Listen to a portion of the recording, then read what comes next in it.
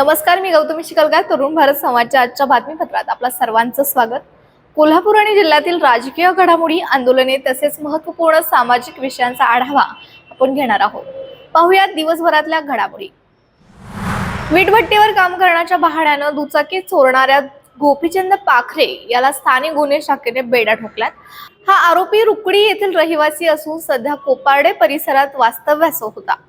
पोलिसांनी त्याच्याकडून चोरीच्या 4 दुचाकी हस्तगत केल्या असून अधिक तपासात अजून काही गुन्हे उघड होण्याची शक्यता वर्तवली जाते. शहरातील हॉकी स्टेडियम परिसरात गांजा विकणाऱ्या 2 तरुणांना जुना राजवाडा पोलिसांनी रंगेहात पकडले. कुणाल सांगवडेकर आणि भूषण पाटील अशी या आरोपींची नावं असून ते पाचगाव परिसरातील रहिवासी आहेत. त्यांच्याकडून अर्धा किलो गांजा, मोपेड आणि मोबाईल असा सुमारे 80,000 रुपयांचा मुद्देमाल जप्त करण्यात आला. कागल तालुक्यातील म्हाकवे इथं गुरुवारी रात्री चोरट्यांनी आपला हात साफ केला. एका बंद बंगल्याचं कुलूप तोडून अज्ञात चोरट्यांनी 6 लाखांचे सोन्या चांदीचे दागिने लंपास केलेत.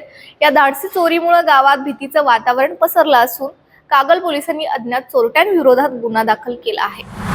दिल्लीतील कथित दारू घोटाळा प्रकरणी अरविंद केजरीवाल आणि मनीष सिसोदिया यांची न्यायालयाने निर्दोष मुक्तता केली आहे. या निर्णयाचे पडसाद कोल्हापुरातही उमटले असून आम आदमी पार्टीच्या कार्यकर्त्यांनी फटाक्यांच्या आतिषबाजी करत मोठा जल्लोष साजरा केलाय.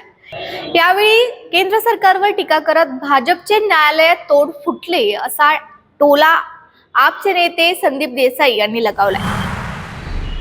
आम आदमी पार्टीचे सर्वोच्च नेते माननीय अरविंद केजरीवालजी, त्यांचे सहकारी मनीष सिसोदियाजी, संजय सिंगजी आणि पक्षाचे वरिष्ठ नेते या सगळ्यांना केंद्र सरकारच्या माध्यमातून, केंद्र सरकारच्या दबावाखाली ईडीच्या माध्यमातून, एक्साईज डिपार्टमेंटच्या माध्यमातून सातत्यानं तथाकथित दारू घोटाळ्याच्या प्रकरणामध्ये अडकवण्याचा प्रयत्न केला.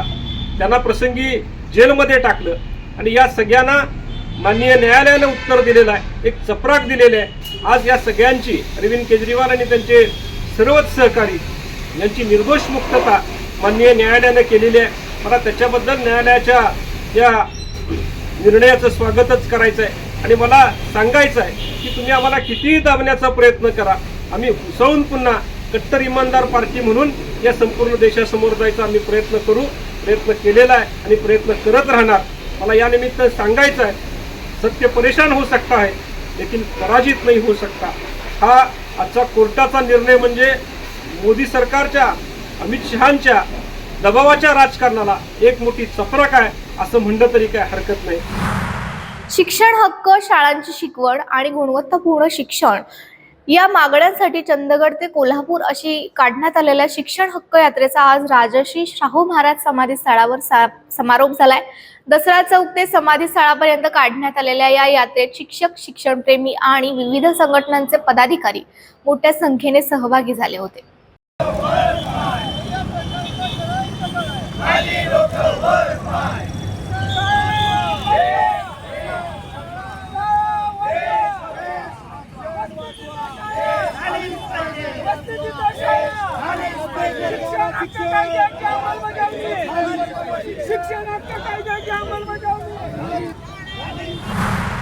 तर या होत्या आजच्या काही ठळक घडामोडी. या बातम्यांचं अधिक सविस्तर विश्लेषण आणि जिल्ह्याभरातल्या माहितीसाठी आजच तरुण भारत संवाद पेपर खरेदी करा आणि रोजच न चुकता वाचा.